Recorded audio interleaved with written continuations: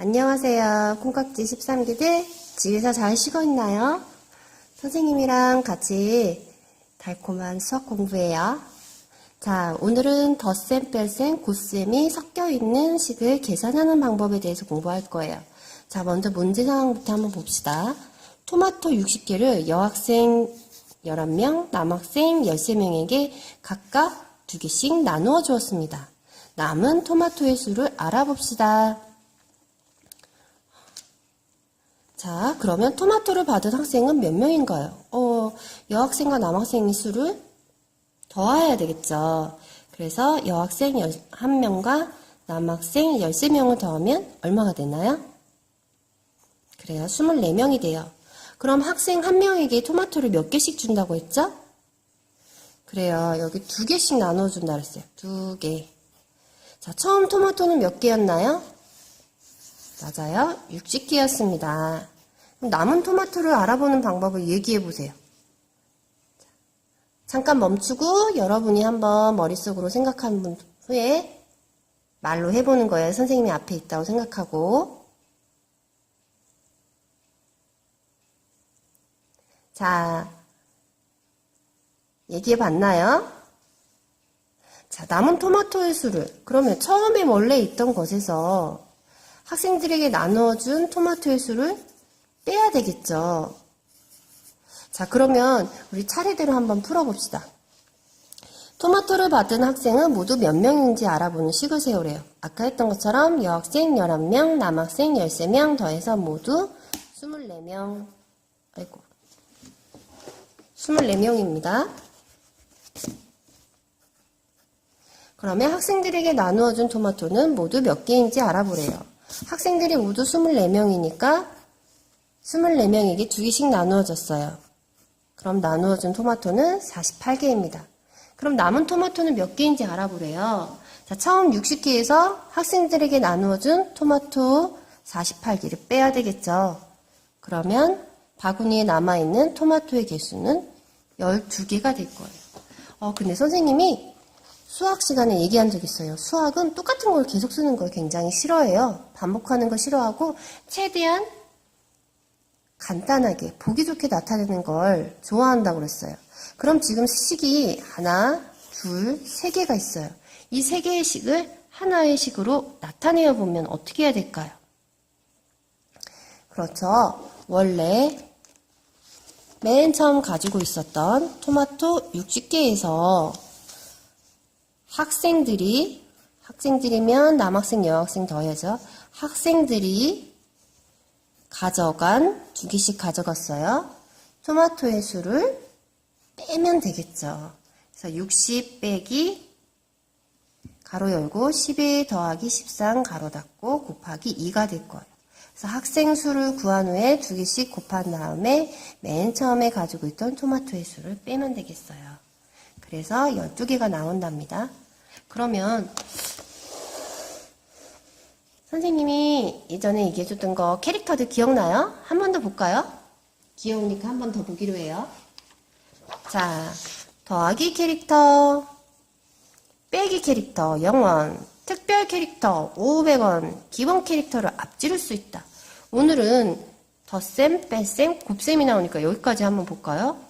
이 곱하기는 특별 캐릭터였어요. 기본 캐릭터들 더하기와 빼기를 앞지를 수 있어요. 그리고 소가로를 1000원짜리 소가로를 장착하면 제일 먼저 활동할 수 있게 해준다고 그랬어요. 자, 그래서 이 말이에요. 덧셈, 뺄셈, 곱셈이 섞여 있는 식은 곱셈을 먼저 계산합니다. 괄호가 있는 식은 괄호 안을 먼저 계산합니다. 그럼 두 식을 한번 비교해 볼까요? 자, 제일 먼저 계산해야 될 거 볼까요? 뺄셈, 덧셈, 곱셈이 있어요. 그렇죠. 곱셈을 가장 먼저 해야 돼요. 곱셈이 훨씬 특별한 캐릭터니까요. 그러면 13 곱하기 2는 26이죠.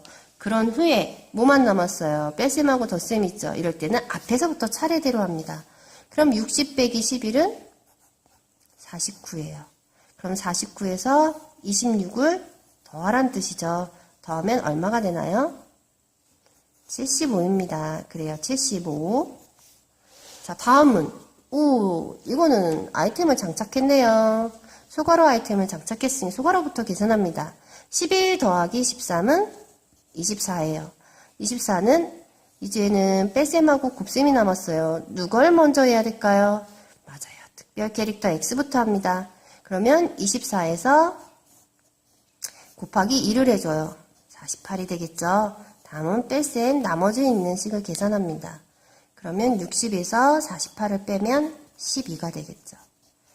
그래서 같은 숫자와 부호가 있더라도 가로가 있느냐에 따라서 이렇게 계산한 값이 달라집니다. 그래서 가로가 있나 제일 먼저 살펴봐야 해요. 그럼 우리 식 세우기도 한번 해볼까요? 자, 식 세우기는 선생님이 먼저 한번 읽어볼게요. 40에서 15와 7의 차를 2배한 값을 뺀 수.